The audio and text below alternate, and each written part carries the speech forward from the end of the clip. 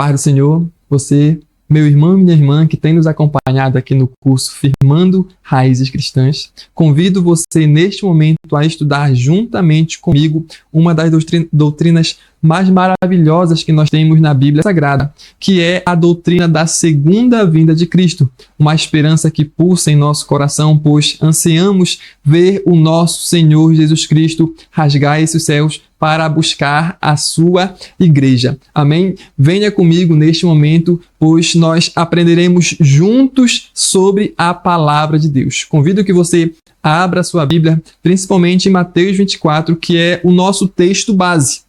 Vamos ler neste momento.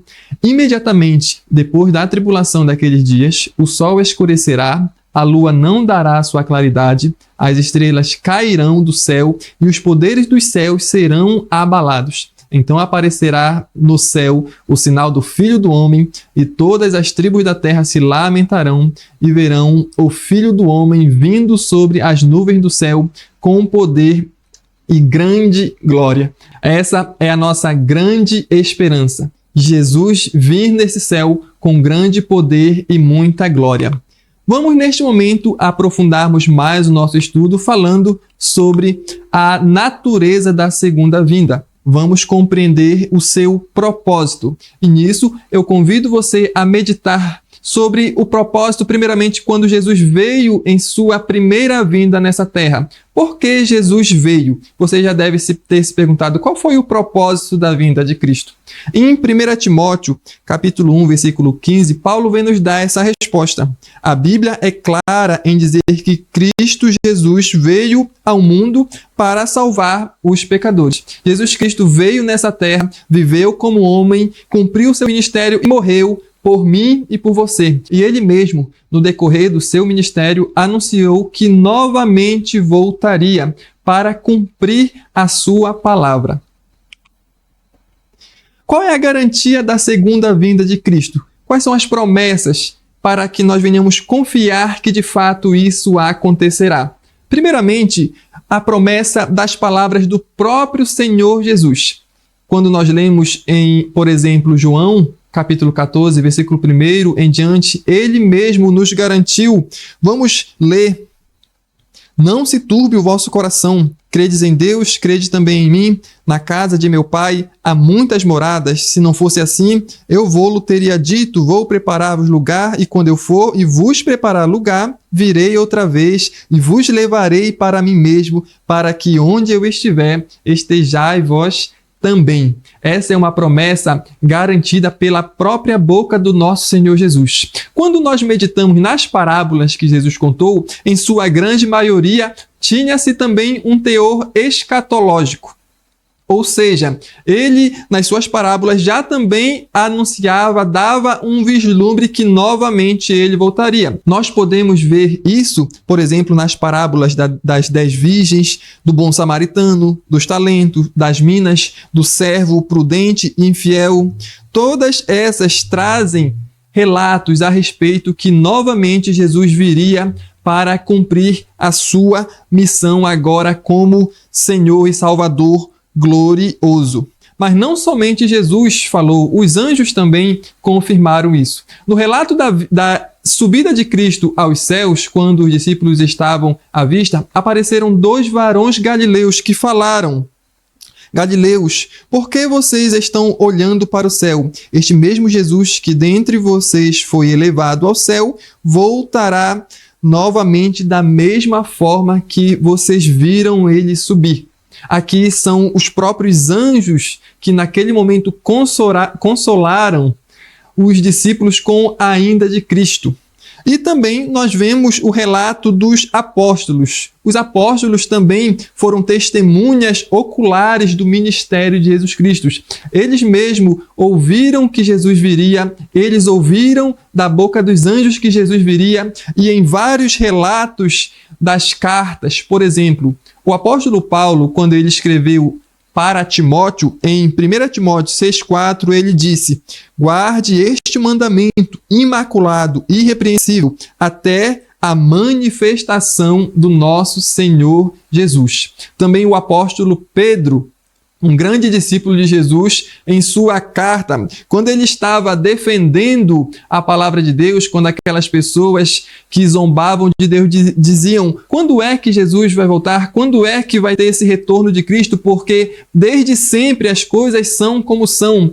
E o apóstolo Pedro, inspirado pelo Espírito Santo, disse: olha, Deus tem sido paciente.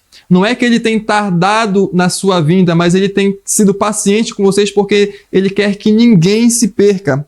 Mas, entretanto, versículo 10 do capítulo 3, o dia do Senhor virá como um ladrão. Naquele dia o céu desaparecerá como um barulho espantoso e tudo o que há no céu será destruído pelo fogo. Os habitantes da terra e suas obras serão atingidos.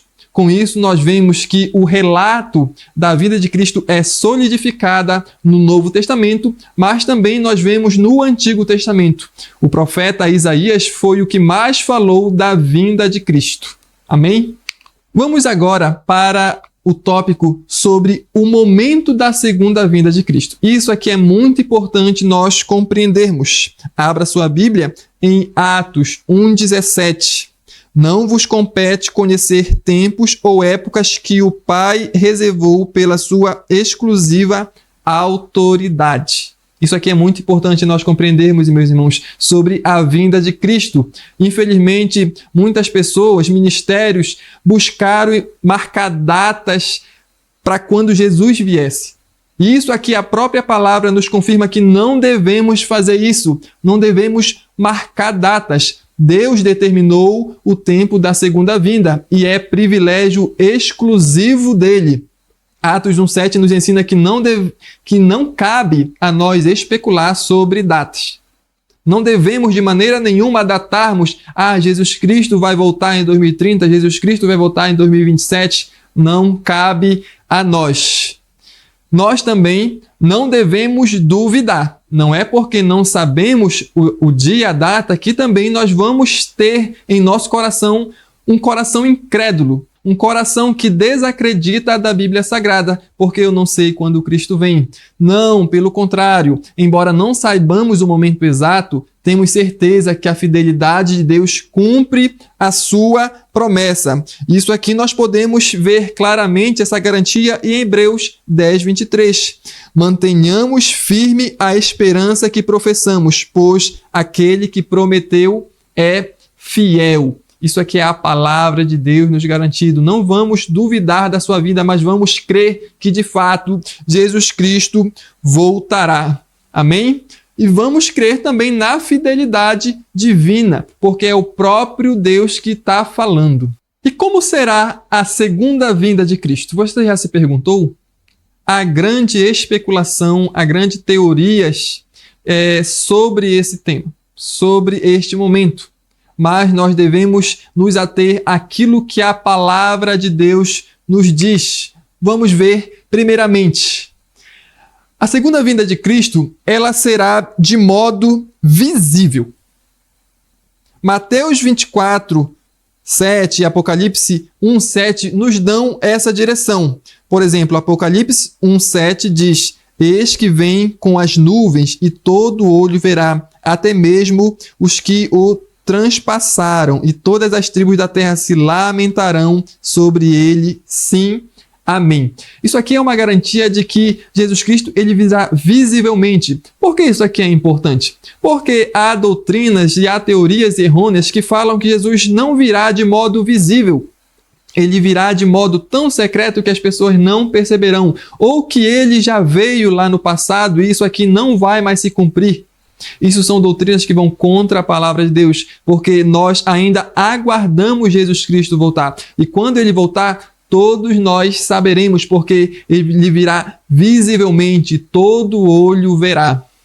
Também, Jesus Cristo virá de forma literal. E isso aqui é muito importante nós compreendermos, porque as pessoas também, embebedadas pelos ventos de doutrinas, entendem que isso aqui é metafórico. Isso aqui não é literalmente. Mas os próprios anjos, quando eles falaram para os apóstolos na subida de Cristo, eles disseram: olha, da mesma forma que vocês estão vendo Jesus subir, ele também virá. É importante nós termos em mente que Atos, ele é um livro histórico. Aquilo que é narrado lá são relatos que realmente aconteceram, tanto a subida de Cristo como todos os relatos narrados neste livro.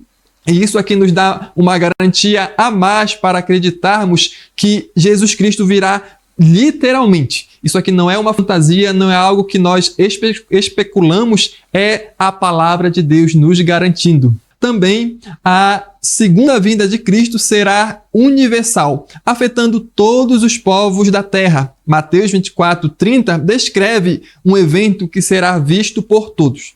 Isso aqui é muito interessante, porque quando a gente para analisar como é o globo terrestre, enquanto é dia em uma parte, no outro é noite.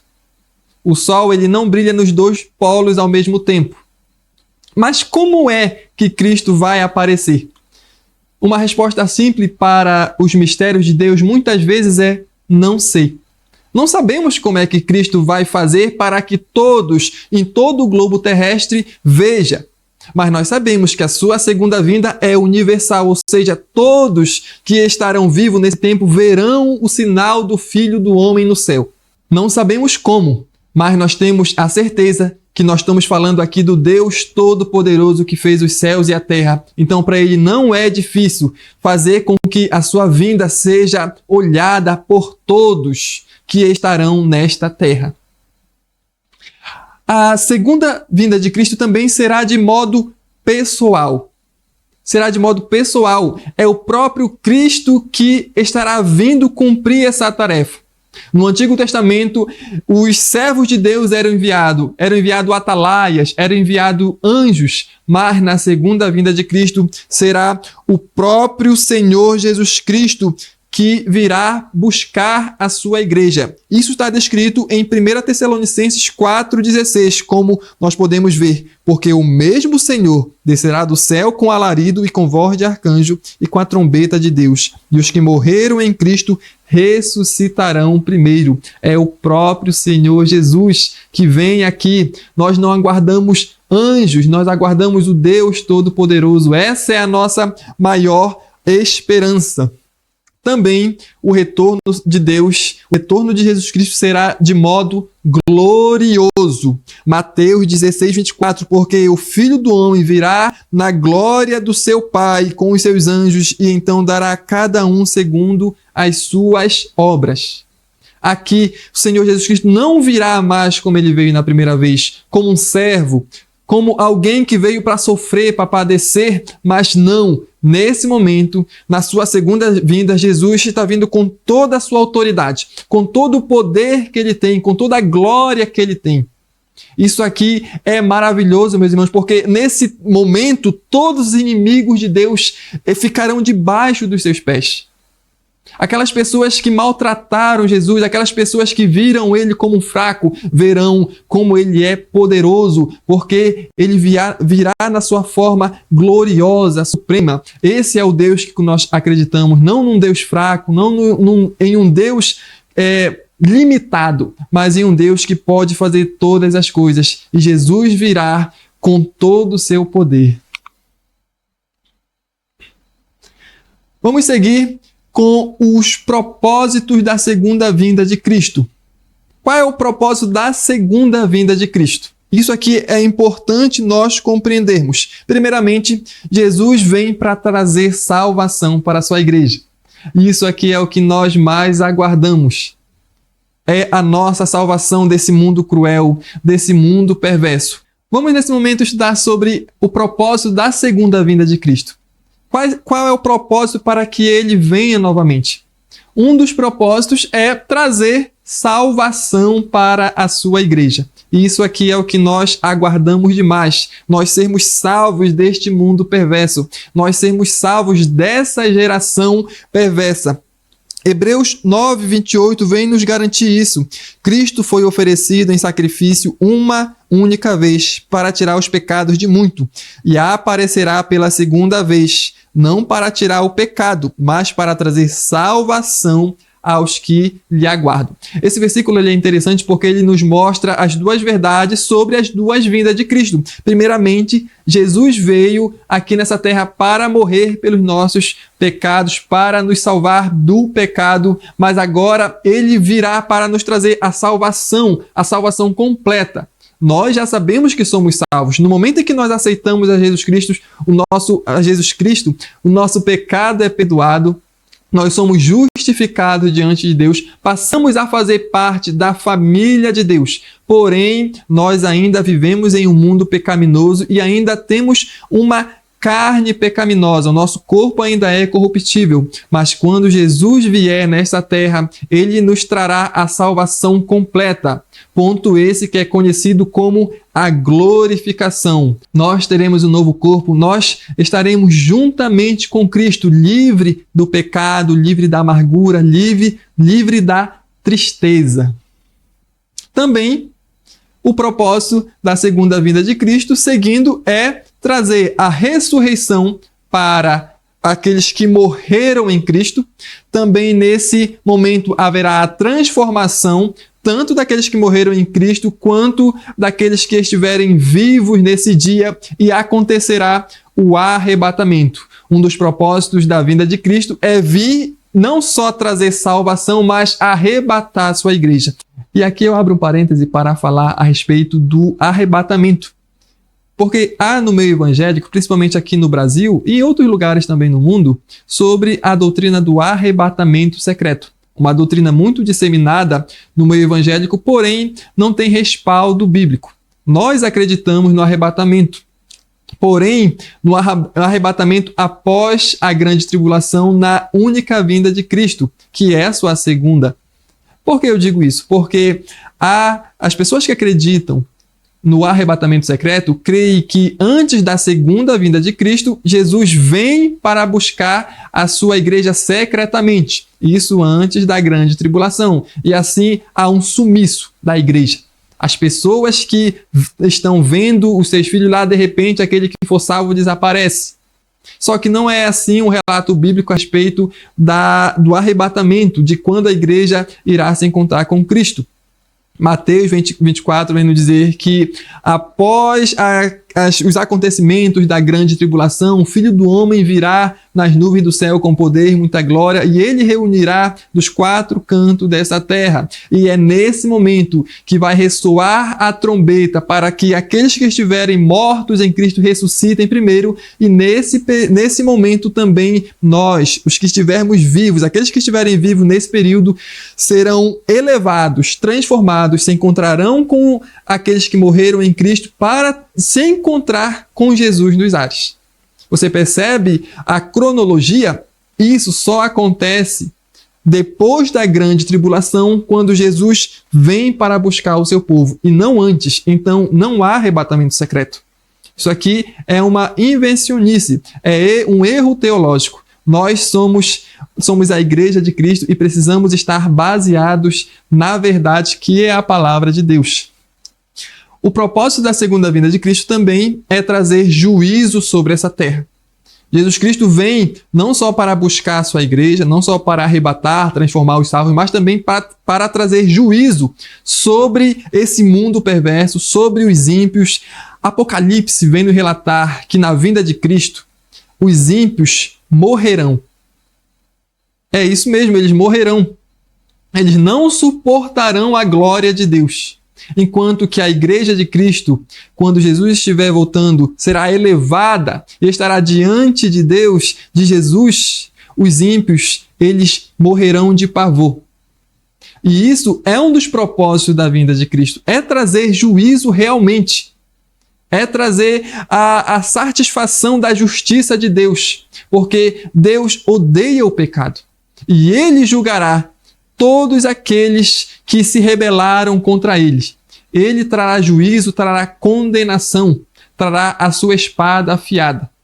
Será um tempo também de muito temor e terror. A vinda de Cristo não é só alegria, será alegria para nós, servos de Deus, porque nós aguardamos ansiosamente mas para os ímpios será um período de grande sofrimento, será um período de terror para eles. Como nós devemos aguardar a vinda de Cristo? Primeiramente, nós devemos aguardar com vigilância. Foi falado que nós não devemos marcar datas para a vinda de Cristo, mas nós devemos estar atento aos sinais que ele mesmo deixou.